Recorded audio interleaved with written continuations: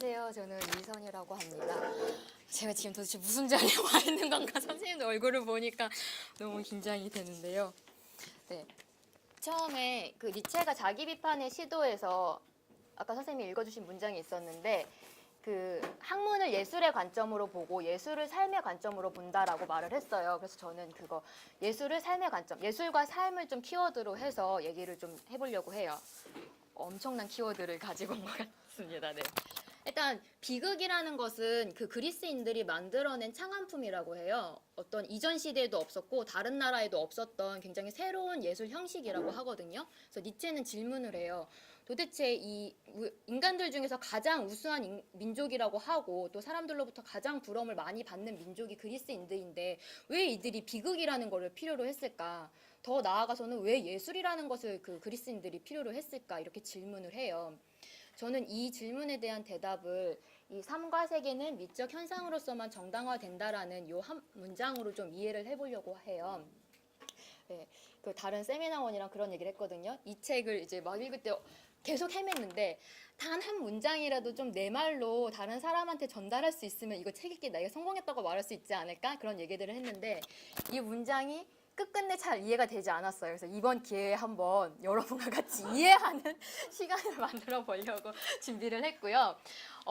이 문장이 왜 특별했냐면요. 미적 현상이라는 이 단어가 삶과 세계라는 단어 옆에 놓임으로 인해서 이 비극의 탄생이라는 책이 뭐 음악이나 비극에 대한 어떤 예술 비평서가 아니고 삶이 뭔지, 난 어떻게 살아야 되는지를 묻는 저한테는 진짜 철학책이라는 생각이 들었거든요. 그래서 중간에 막 음악에 대해서 니체가 장황하게 얘기를 해주고 뭐 오페라, 서정시에 대해서 막 장황하게 얘기를 해주는데 그럼 자꾸 내가 이 책을 왜 읽고 있지 하는 회의감이 들 때가 많았을 때 이 문장을 이렇게 다시 상기를 하면서 그래 이거는 내 삶에 대해서 니체가 얘기해 주는 거라는 믿음을 다시 붙잡으면서 이 책을 좀 읽을 수 있었습니다. 그래서 이제 이 문장을 한번 좀 자세히 들여다볼게요. 먼저 그 미적 현상으로서만이라는 그 단어에 가로를 치고 삶과 세계는 정당화된다라는 측면을 먼저 볼게요. 그랬을 때 삶과 세계는 정당하다. 이거는 삶과 세계의 어떤 뭐 특성, 고유한 속성이 있어서 삶과 세계가 정당한 것이 아니고 그 삶과 세계를 어떻게 바라보느냐, 어떻게 우리가 해석하느냐에 따라서 그 삶이 정당한 것이 될 수도 있고 부당한 것이 될 수도 있는 것 같아요. 그리고 왜 니체가 사실이라는 거는 없고 다 해석만 있다라는 말도 했잖아요. 그래서 어떻게 세계를 해석하는지가 되게 중요한 것 같아요. 그래서 이 비극의 탄생을 보면서 삶을 해석하는 두 가지 방법이 있다라는 거를 저는 알았거든요. 그래서 니체가 제시하는 것은 미적인 그 관점으로 세계를 해석하는 방법이고 다른 하나는 도덕적, 종교적 관점으로 세계를 해석하는 방법이었어요. 그래서 먼저 도덕적 관점으로 세계를 바라봤을 때는 세상이 어떻게 보일까? 이걸 한번 보면요. 이 문장을 한번 같이 읽어봐 주실까요? 네, 읽겠습니다. 모든 삶이 삶에 대해서 느끼는 구토와 연신이었다. 세계에 대한 증오, 정령에 대한 저주, 아름다움과 감성에 대한 두려움, 사악의 세계를 더욱 심하게 비방하기 위해서 보완된 피한. 도덕은 처음부터 끝까지 삶을 부정하려는 의지고 학대하려는 미미한 본능이고 쾌락, 외소와 비방의 원리가 아닐까? 네, 지금 도덕적, 종교적이었을 때 기독교적인 어떤 관점으로 세계를 바라보는 이 세계에는 보시면 증오라던가 저주, 뭐 두려움, 비방 이런 식의 굉장히 부정적인 어법이 굉장히 많아요. 이 세계를 부정하는 방식으로 세계를 바라보게 만드는 게 도덕적인 어떤 해석인 것 같아요. 그래서 이 삶을 부정을 하면 그럼 어디로 가야 될까요? 저기 피안의 세계로 가잖아요. 그래서 왜 신이 우리를 피안의 세계로 이끌어 준다고 하는데 그 신의 어떤 신이 가지고 있는 절대적인 척도에 따라서 이거는 선한 것이 되고 또 저거는 악한 것이 되고 또 이거는 신의 명령을 따르는 것이 되면은 저것은 신을 거부하는 것이 되고 뭐 거역하는 게 되고 이런 식으로 도덕적인 관점으로 세계를 바라보면 이것 아니면 저것 이것이 선하면 저것은 악한 것이니까 부정하고 배제시키려는 어떤 이분법을 도구로 하는 삶의 태도를 갖게 되는 것 같아요.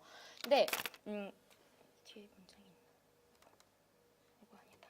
네, 이분법을 도구로 하는 삶을 살아가게 되는데 니체가 제시하는 어떤 미적 세계 해석, 미적인 관점으로 세계를 해석한다고 했을 때 세계는 어떻게 달라 보이냐면 이 비극의 탄생 첫 문장이 아까 혜경쌤도 읽었던 예술의 발전은 아폴론적인 것과 디오니소스적인 것의 이중성과 결부가 되어 있다라고 말하거든요. 여기는 이중성이라는 단어를 써요. 이분법과 이중성이 다르다라는 것을 좀 알고 가는 게 중요한 것 같아요. 이게 어떻게 다를까? 그 비극의 탄생에 보면 대립되는 것들은 계속 나오거든요. 아폴론적인 것과 디오니소스적인 것, 낙천주의적 인식과 비극적 인식, 그리고 뭐 고통이라는 그 감각과 희열이라는 감각 이런 식으로 대립되는 감각들이 계속 나오는데 그래서 처음엔 저희도 아까 말했듯이 그럼 아폴론적인 것은 나쁜 거, 고통은 피해야 되는 거 막 계속 이런 식으로만 사고가 돼서 되게 힘들었는데 이중성이라는 것과 이분법의 차이를 대립되는 것이 있느냐 없느냐의 차이가 아니고 대립이라는 것이 있을 때 그 대립되는 다른 요소를 하나를 배제시키거나 부정하면서 세계를 협소화시키느냐 아니면 대립되는 것 자체를 서로 인정을 하면서 세계를 확장하느냐의 차이가 이분법과 이중성의 차이인 것 같아요. 그래서 니체가 말하는 그 미적으로 세계를 니체는 그러니까 미적으로 세계를 해석했을 때 현존하는 존재하는 모든 것은 정당하고 부당하며 이 두 가지 면에서 정당화된다라고 말을 하거든요. 그러니까 대립되는 것, 모순되는 것, 뭐 오류를 가지고 있는 것 이런 모든 존재를 긍정하는 것이 바로 니체가 바라보는 미적으로 세계를 바라볼 때의 세계의 모습인 것 같습니다. 네, 굉장히 정신. 네, 이게 삶과 세계를 정당화한다는 것은 그 미적으로 바라봤을 때 정당화할 수 있는 측면이 있다라는 얘기를 하고요. 이제 그 아까 그 첫 문장 여기서 정말 중요한 거, 정말 궁금한 건 사실 미적 현상이 뭐지? 니체가 말하는 예술이 뭐지? 라는 거잖아요. 그랬을 때 그 니체가 뭐 우리도 뭐 예술해야 되는 건가? 예술가가 돼야 되는 건가? 이런 생각을 했는데 사실 그건 당연히 아닌 건 알고 니체가 뭐 음악이나 비극 등 예술 작품을 가지고 얘기를 하기도 하지만 그에 앞서서 예술 정신에 대해서 저는 얘기를 하고 있다고 생각이 들거든요. 그래서 저희한테도 의미 있는 거는 그 예술 정신이라는 게 뭘까를 좀 생각해 보는 게 의미가 있을 것 같아요. 그래서 예술 정신이 뭘까 했을 때 일단 니체는 디오니소스적인 것과 아폴론적인 것 이 둘이 자연의 예술 충동이라고 말을 해요. 자연 안에 내재해 있는 어떤 힘이라고 말을 하고 있거든요. 그래서 인간을 왜 저희가 밤에 꿈을 꾸잖아요. 어떤 가상 세계를 우리는 매일 만들어내고 있잖아요. 그런 측면에서 인간은 완전한 예술가다라고 말을 하기도 하고 어떤 진정한 창조자에 의해서 만들어진 예술 작품이다라고 말을 하기도 해요. 여기서 그 진정한 창조자는 뭐 근원적인 일자, 세계 영혼이라는 표현으로 말을 하기도 하는데 그거를 뭐 자연이라던가 생명의 힘 이렇게 해석을 해도 무방할 것 같아요. 그래서 어쨌든 존재하는 모든 것들 안에 이미 예술 정신이라는 것, 예술 힘이라는 것이 좀 내재해 있다라고 볼 수 있을 것 같습니다. 그랬을 때 그러면은 그런 모든 것 안에 예술적인 힘이 내 안에도 예술적인 힘이 있는데 이 예술적인 힘이 도대체 어떤 역할을 하는 것일까 그 부분을 좀 보려고 해요. 이 문장이 되게 저는 그거를 되게 명쾌하게 보여준다고 생각이 들거든요. 이 문장도 한번 같이 읽어봐 주세요. 네, 시작. 예술의 주어진 진정으로 엄숙한 최고의 과제는 과거와 어둠 속을 의지하는 눈을 구제하고 가상이라는 시술학으로 주체를 의지 활동의 경련으로부터 구출하는 것이다. 네, 읽으시면서 바로 딱 이해가 되시나요? 안 되시나요? 되시는 분들 있으시죠? 네, 간단하게 얘기하면 어둠을 본 눈을 치료하기 위해서 예술이라는 게 필요하다라는 말이거든요. 가상이라는 게 필요하다는 말이거든요. 그래서 여기서 니체가 말하는 이 어둠 속이라는 것은 우리 삶을 말해요. 그래서 이 우리 삶이 어둠이라는 것을 실레노스의 지혜로 말을 해주는데요. 실레노스는 지혜가 많은 요정이래요. 근데 요정이라는 말이 너무 무색하게 술 취한 노인의 모습으로 많이 그려진다고 하고요. 보시면은 뭐 말의 다리 그리고 말의 꼬리를 가진 형상으로 그려지기도 한대요. 이 실려왔어요, 얘가. 이 실레누스가 그리고 디오니소스의 양육자라고도 하거든요. 그러니까 그 아버지의 그 아들인 건 거죠. 말의 다리를 가졌는데 이렇게 항상 술을 마셔서 다리가 이렇게 힘이 풀려 있어요.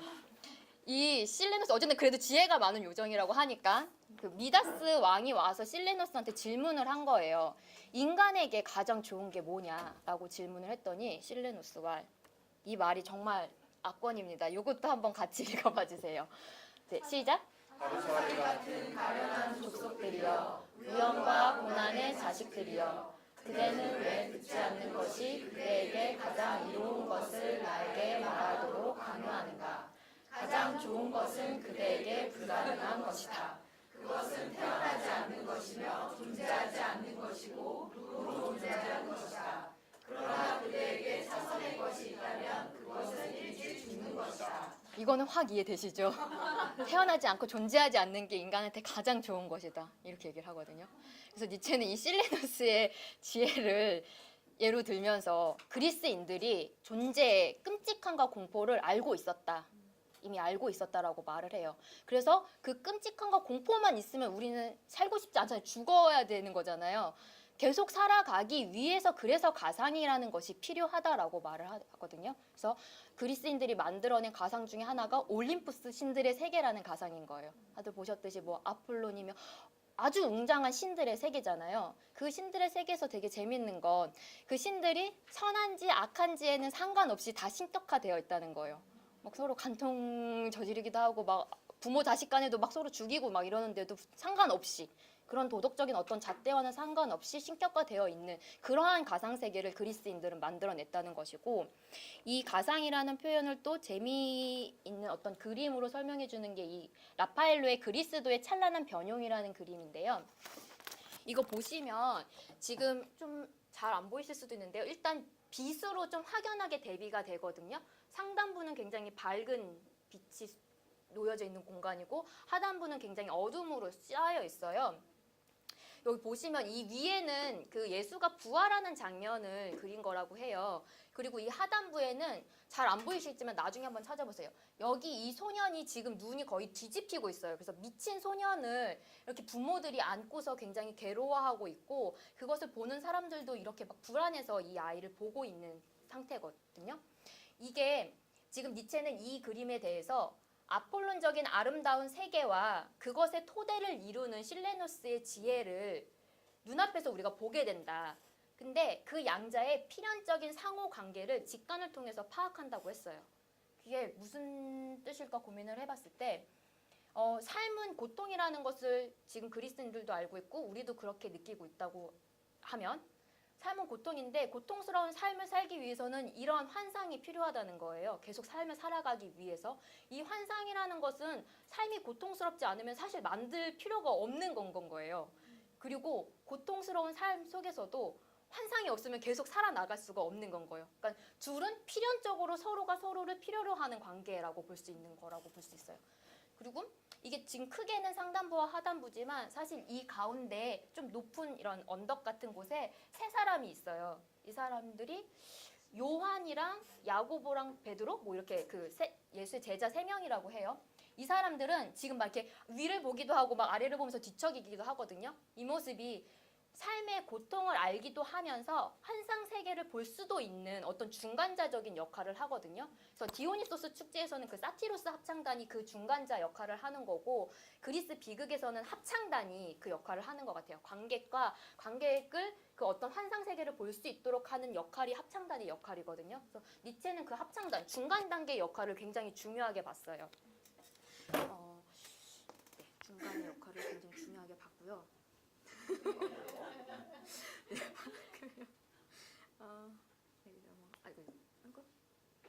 이게 끝인가? 네, 중요하게 봤습니다.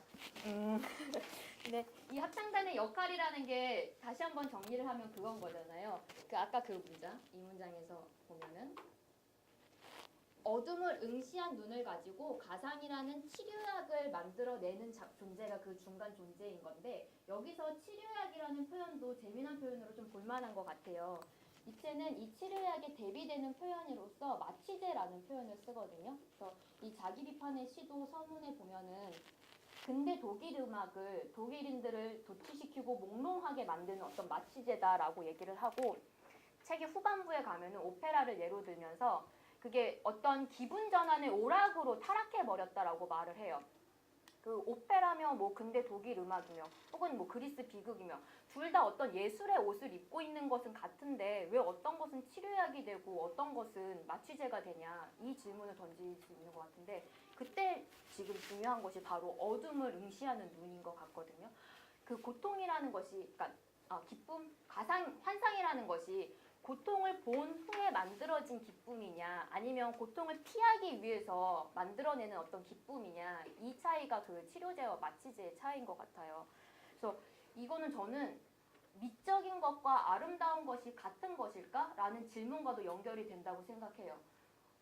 아름다운 것은 우리가 어떤 고통스러운 것을 보고 싶지 않아서 그냥 눈앞에 어떤 달콤한 어떤 아름다운 환상 같은 거라고 하면, 니체가 말하는 미적이라는 것이라거나 예술정신이라는 것은 반드시 이 삶을 직면하는 것, 삶이 고통이라는 것을 직시한 후에 만들어낸 환상, 아름다움이, 그거를 포함한 아름다움이 미적인 것이라고 말할 수 있는 것 같습니다.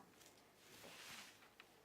그러면은 왜 이렇게 굳이 예술이라는 것을 만들어내면서까지 고통스러운 삶을 살아야 될까? 저는 이런 질문이 생기더라고요. 아니면 왜 고통스러운데 우리가 어떻게 살아야 되지? 이런 질문이 좀 생겼는데요.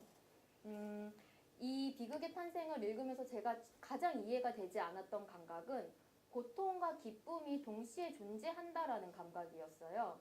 그래서 뭐 디오니소스 축제에서 이렇게 개별화의 원리가 부서지면서 어떤 환호해감이 막 용솟음친다 이런 표현을 쓰기도 했고, 그리스 비극을 볼 때 관객이 주인공이 파멸되는 것을 보면서 굉장히 강한 쾌감을 느낀다 이런 표현을 썼거든요.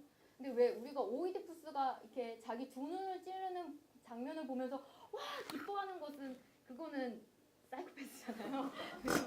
그런 어떤 즉각적인 어떤 기쁨이 아니고, 니체가 말하는 기쁨은 어떤 근원적인 기쁨, 근원적인 쾌감에 대해서 얘기를 하고 있어요. 그래서 이 근원적인 쾌감이라는 것을 한번 생각을 해볼 필요가 있는데, 내가 나라는 개체로 존재하기 위해서 나는 어떤 고통을 겪는가, 먼저 이 문제를 생각해 볼 수 있거든요. 내가 뭐 여자로서, 아니면 학생으로서, 아니면 국민으로서 존재하기 위해서 겪는 고통들 있잖아요. 지금 우린 국민이기 때문에 지금 되게 큰 괴로움과 자괴감을 요새 느끼고 있잖아요. 그래서 어떤 개체가 됨으로써 내가 느끼는 괴로움이 있고 고통이 있고, 또 그러한 개체가 파괴될 때, 부서질 때도 우린 똑같이 또 고통을 느끼는 것 같아요.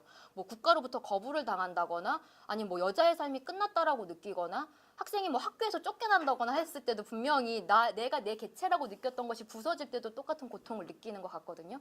근데 그 고통 후에 내가 이제 아무것도 아닌 상태가 되었을 때, 그때 이제 내가 그 무엇이라도 될 수 있는 상태가 되는 거라고 저는 느껴져요. 그래서 그 어떤 해방감에 가까운 기쁨, 쾌감, 이런 것이 근원적인 쾌감이 아닐까 싶어요. 그래서 니체는 이 개체의 세계를 부수고 다시 건설하고 하는 것을 유희라고 표현을 했어요. 노는 거라는 거죠. 그래서 이 유희를 통해서 느껴지는 이 근원적인 쾌감이 분출되는 것을 디오니소스적인 현상이라고 말을 했어요. 그래서 우리가 지금 내가 나라고 생각하는 수많은 개체들을 안고 살아가고 있는데, 그것을 언제든지 부술 수 있는, 뭐 한계에 부딪혔을 때겠죠. 근데 뭐 언제든지는 아닌 것 같아요. 무언가 한계에 부딪혔을 때 고통스럽지만 그것을 부수고 다시 다른 개체를 건설할 수 있는 그러한 힘을 가지면서 살아갈 때 이 삶을 정말 내가 기쁘고 즐겁게 살아가고 있다라고 말할 수 있지 않을까, 저는 그렇게 생각이 듭니다. 네, 이상인데요. 아까 이 첫 문장을 왜 내 말로 전달하면 이 책이 읽기가 성공했다라고 말했잖아요. 그래서 한번 제 말로 변환을 해보면요. 그 자체가 고통이라는 이 삶을, 그것이 고통이라는 것을 아는 지혜와, 그럼에도 불구하고 살아갈 수 있는 어떤 그 방편을 찾는 태도로서 계속 이 삶을 살아나가자, 저는 이렇게 이 말을 좀 바꿔보고 싶어요. 이 비극의 탄생을 읽으면서 니체가 계속 저희한테도 살아나갈 수 있는 방편들을 알려주고 있다는 생각이 들거든요. 이제 각자의 좀 방편들, 내가 어떻게 내 안에 있는 예술 정신, 예술 힘을 내가 어떻게 사용해서 내 삶을 계속 살아나갈 수 있을까? 한계에 부딪혔을 때 그런 생각들을 해보시면 좋을 것 같다라는 말로 발표를 마치겠습니다.